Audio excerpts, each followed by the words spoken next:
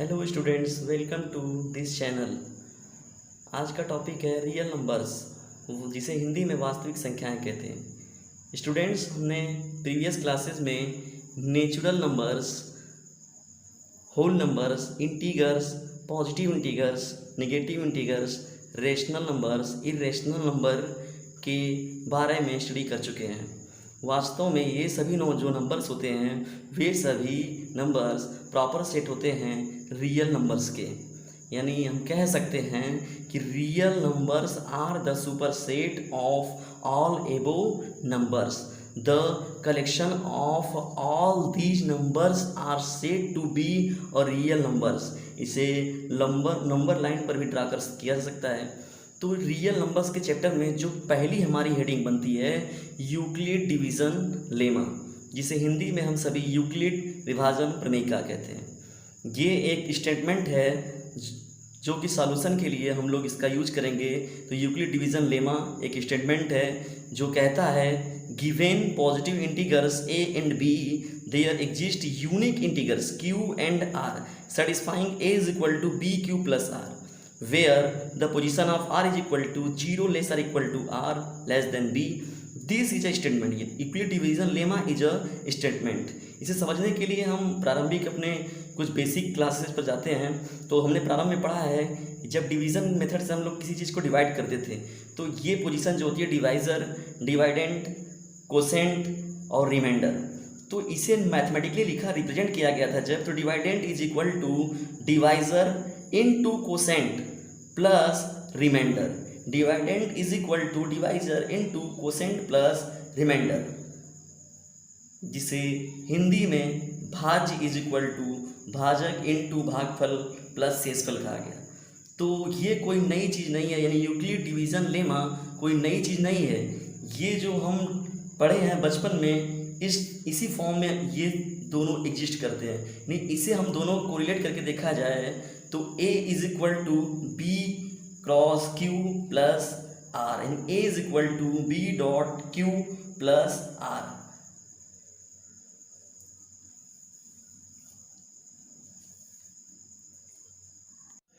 Second topic है Euclid division algorithm, जिसे हिंदी में यूक्लिड विभाजन प्रमेयिका कहते हैं। ये वास्तव में जो यूक्लिड डिवीज़न लेमा था उस वेरीफाइड स्टेटमेंट का सॉल्यूशन करने के लिए या मेथड, ये एक मेथड प्रोवाइड करता है जिसके द्वारा हम सभी लोग HCF को फाइंड आउट करते हैं। तो Euclid division algorithm is a method. Euclid division algorithm is a method to find out the HCF of two positive integers where HCF means highest common factor, LCM means least common multiple. तो HCF को find out करने के लिए Euclid division algorithm का use किया जाता है। Problem solving में अगर देखा जाए तो थर्ड स्टेप मेथड भी इसे कह सकते हैं। यानी Euclid division, that means Euclid division algorithm is a third step method problem solving. First step applying Euclid division lemma to a and b, so we find whole numbers q and r such that a is equal to bq plus r, 0 less or equal to r less than b। यानी किसी भी, that means किसी भी solution को प्राप्त करने के लिए, HCF को फाइंड आउट करने के लिए a and b कोई दो नंबर्स पॉजिटिव इंटीगर्स हमारे पास हैं जिसकी सहायता से q and r को फाइंड आउट किया जाएगा, जो where 0 less or equal to r less than b। Second step में if r is equal to 0, यदि r 0 हो जाता है तो b is the HCF of a and b। If r not is equal to 0, applying the division lemma to b and r is equal to 0 करना है, b is the HCF of a and b। HCF को प्राप्त करने के लिए, find out करने के लिए ये जो रिमाइंडर हमारा है वो 0 करना है। ये सेकेंड स्टेप में है। ये हमें फर्स्ट स्टेप में भी 0 मिल सकता है रिमाइंडर, सेकेंड स्टेज में मिल सकता है, थर्ड स्टेज में भी मिल सकता है। तो ये क्वेश्चन पर हमारा डिपेंड करता है। Third step, continue the process till the remainder is 0। जब तक हमारा रिमाइंडर 0 ना हो जाए हम इस प्रोसेस को कंटिन्यूसली करेंगे। The divisor at this stage will be the required HCF। तो जो अंतिम हमारा डिवाइजर प्राप्त होगा इस रिमाइंडर को जीरो करने के लिए, वही हमारा HCF कहा जाएगा। आइए यूक्लिड डिवीज़न एल्गोरिथम के एग्जांपल्स को देखते हैं। 636 कोई 2 डिजिट्स लिया गया है, कोई 2 टर्म्स लिया गया है, इसका HCF हमें फाइंड आउट करना है। तो 6 से हम लोगों ने 36 में डिवाइड किया, तो 6 6 ज़ा 36, रिमाइंडर 0। फर्स्ट स्टेप 36 डिवाइडेंड 36 हो गया इज इक्वल टू जो डिवाइजर 6 हो गया इनटू कोसेंट 6 हो गया plus remainder is equal to 0। या रिमाइंडर फर्स्ट स्टेप में ही 0 हो गया, उसके लिए डिवाइजर जो यूज किया गया वो 6 है। तो 6 एंड 36 का जो HCF हो जाएगा वो 6 है। अब सेकेंड एग्जाम्पल से समझते हैं। 252 180 के HCF को फाइंड आउट करना। फिर वही डिवीजन मेथड से हम लोगों ने यूज़ किया, तो यहाँ 36 हम लोगों का फाइंड आउट किया गया। तो 252 इज इक्वल टू डिवाइडेंड को लिया गया is equal to 180 divisor into quotient plus 72। फिर सेकेंड स्टेज में 180 को इधर ले लिया गया और 72 180 की पोजीशन पर ले लिया गया, जैसा कि डिवीज़न में हमारे क्लियर भी है, हम लोगों ने उसे लिखा। तो 252 फिर यहाँ रिमाइंडर 36 हुआ, फिर 72 यहाँ पर, फिर नेक्स्ट स्टेज लाइन में 36 इंटू 2, यहाँ रिमाइंडर क्या होगा 0। तो फर्स्ट स्टेप, सेकेंड स्टेप और थर्ड स्टेप, यानी थर्ड स्टेप में जो हमारा that means first second third step में हमारा रिमाइंडर 0 हुआ। तो HCF ऑफ 252 180 को रिमाइंडर 0 करने के लिए 36, तो 36 इसका HCF हो जाएगा। थर्ड एग्जांपल हम लेते हैं 135 एंड 225। तो फर्स्ट स्टेप में देखा गया तो 225 is equal to 135 into 1 plus 19। तो यहाँ जो हमारा ये डिवाइडेंड है और ये हमारा डिवाइजर है और ये हमारा कोसेंट है और ये रिमाइंडर है। तो जो कोसेंट है वो सेकेंड स्टेज में क्या होगा, जो डिवाइजर है वो डिवाइडेंड हो जाएगा और जो रिमाइंडर है वो डिवाइजर हो जाएगा। तो ये प्रोसेस को हम लोग अगर कंटिन्यूसली करते चले जाएंगे, क्योंकि हमारा जो यूक्लिड डिवीज़न लेमा है या यूक्लिड डिवीज़न एल्गोरिथम है उसकी यह मांग है कि रिमाइंडर 0 होने तक, रिमाइंडर जब तक 0 ना हो जाए आपको डिवाइजर को प्राप्त करना ही है। तो यहाँ पर 90 is equal to 45 into 2 plus 0, तो 45 से 19 पूरी तरीके से कैंसिल आउट हो गया और रिमाइंडर 0 होगा। तो 45 is the, that means 45 is the HCF of 135 and 225। Answer हो जाएगा 45। Students practice this questions. First question is find the HCF of 1656 and 1425, and the second question is HCF of 1452 12,576. Third question is HCF of 625 and 850. Fourth question is this, and fifth question is this. To find out these questions of the HCF with the help of Euclid division lemma, Euclid division algorithm की सहायता से इन questions के HCF को find out कीजिए। This is the practice work. Students हम real numbers के कुछ अन्य टॉपिकों पर चलते हैं, जिसमें हमारा rational numbers and irrational numbers आता है। इसमें रेशनल नंबर्स क्या होते हैं, तो वे नंबर्स जो डिविजिबल हो, डिविजिबल अगर ना हो तो नॉन डिविजिबल हो बट रिपीटिंग हो। 22/4 डिविजिबल है, 10/3 नॉन डिविजिबल है बट टर्मिनेटिंग है, रिपीटिंग है, 3.3333। इरेशनल नंबर्स क्या होते हैं, नॉन डिविजिबल भी हो और नॉन टर्मिनेटिंग भी हो, यानी डिवाइड करने पर जो उसका कोसेंट प्राप्त हो वो उसमें रिपीटिंग मतलब नॉन रिपीटिंग हो, नॉन टर्म मिले हम लोग को। 22/7 है तो 3.14286 somethings √2 √3 dash dash dash 5 minus √3 it is extra. तो ये सभी जो नंबर्स होते हैं वे इर्रेशनल नंबर्स होते हैं। अब थर्ड जो पॉइंट याद रखनी है हमें, को प्राइम नंबर्स। को प्राइम नंबर्स क्या होते हैं? तो 2 prime numbers only divisible by 1, यानी ऐसे, दैट मीन्स वैसे 2 प्राइम नंबर्स जो ओनली डिविजिबल बाई 1, केवल एक से डिविजिबल हो, एक के सिवा वो किसी और से ना कटे।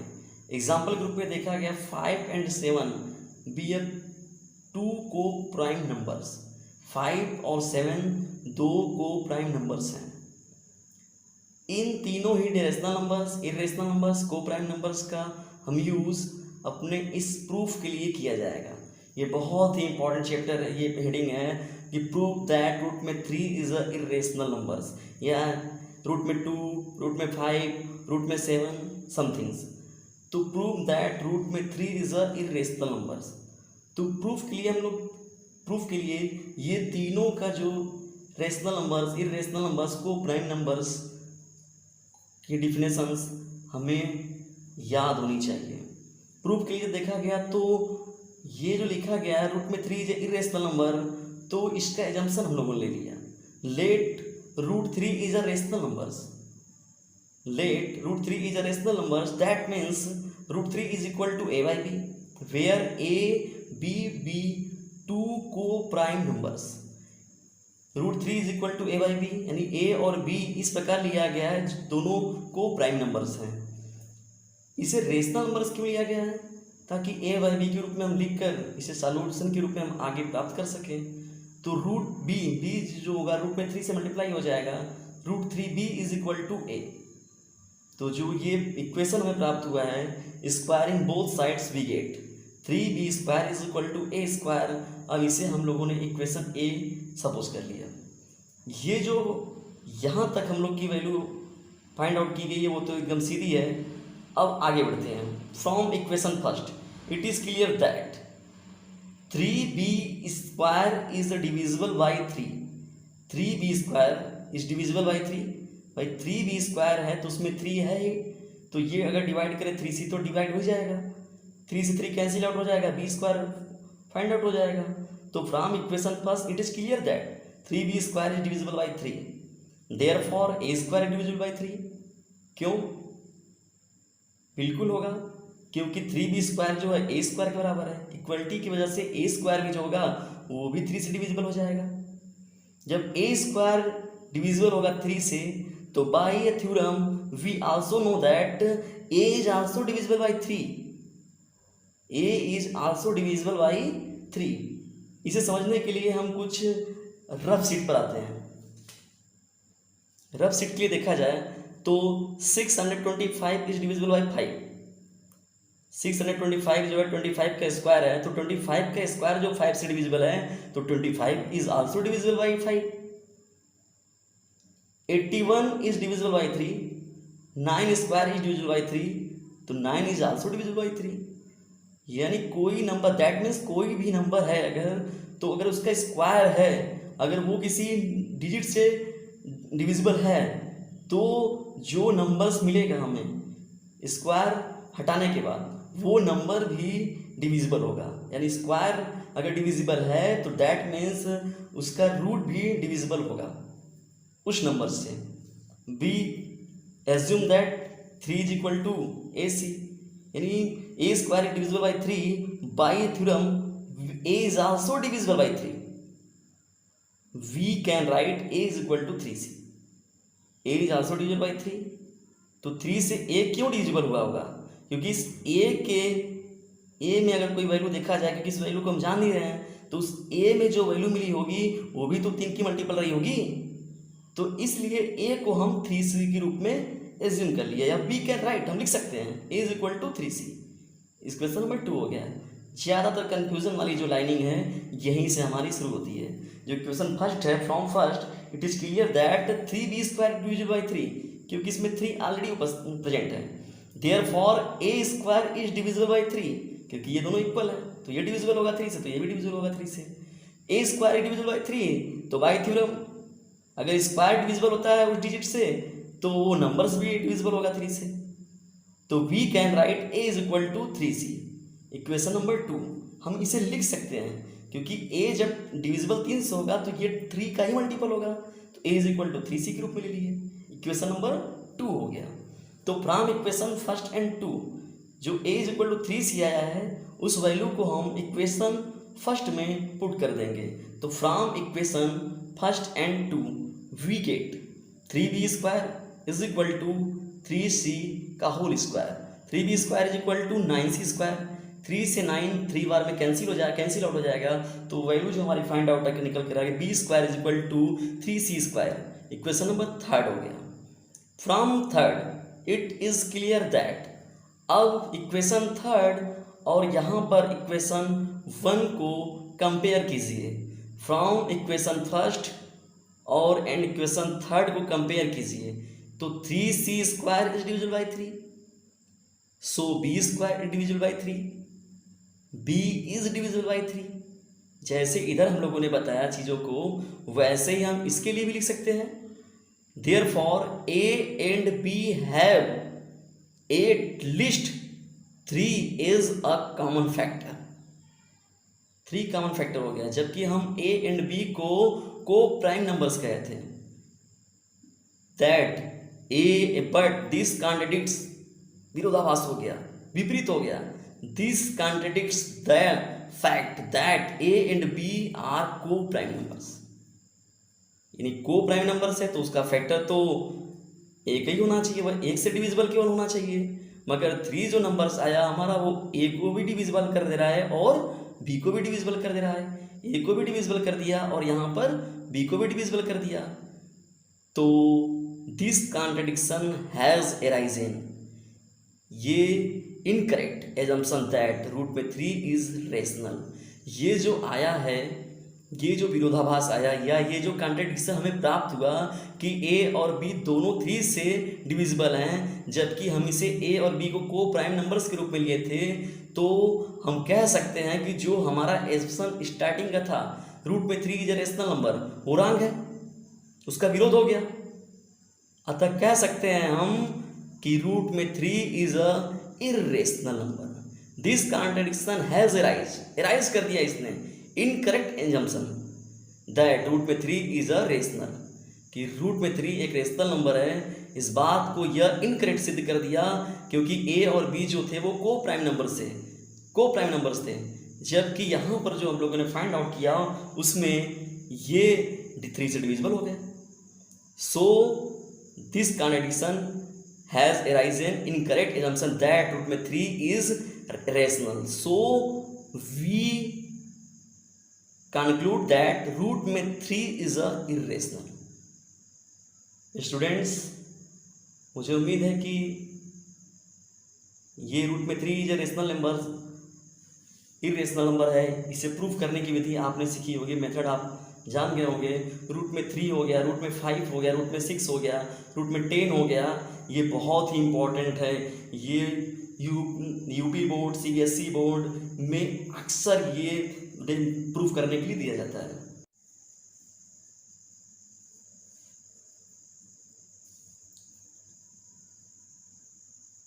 स्टूडेंट्स, रियल नंबर्स में ही हमारे एलसीएम एंड एचसीएफ के फैक्टराइजेशन मेथड भी आते हैं, जो कि फैक्टराइजेशन मेथड को आप करते भी आए हुए होंगे। उसमें एक छोटा सा फार्मूला है, इस फार्मूले को भी हमें लर्न करना होगा, जिसमें लिखा जाता है 1 number into another number is equal to LCM into HCF। That means suppose A and B be these two numbers such that A into B is equal to LCM of AB into HCF of AB। One question की सहायता से हम इसे समझते हैं। Find the HCF and LCM of 96 and 404। Solve कर रहे हैं by using Euclid division algorithm. 404 is equal to 96 plus ये पूरी वैल्यू को लिखा गया, उसे first step, second step, third step, fourth step में हम लोगों ने वैल्यू देखा तो जो डिवाइडर है रिमाइंडर को 0 करने के लिए वो 4 है, तो HCF हो गया 4, यानी HCF ऑफ 96 404 की जो HCF आएगा वो 4 हो जाएगा। सो अब इस वैल्यू का यूज किया जाएगा इसमें एलसीएम को फाइंड आउट करने के लिए। तो A into B 96 into 404 is equal to 4 into LCM of 96 and 404। तो एलसीएम 96 404 को फाइंड आउट करना है, तो इस वैल्यू को रहने दिया गया, इसे डिवाइड कर दिया जाएगा। ये इंटू में इस साइड है तो इधर आएगा तो डिवाइड हो जाएगा। तो जब कैंसिल आउट किया जाएगा 101 फाइंड आउट किया गया तो 96 ये जो हमारी वैल्यू फाइंड आउट हुई है ये हमारी एलसीएम हो जाएगी 96 404 की। तो thanks for watching this video.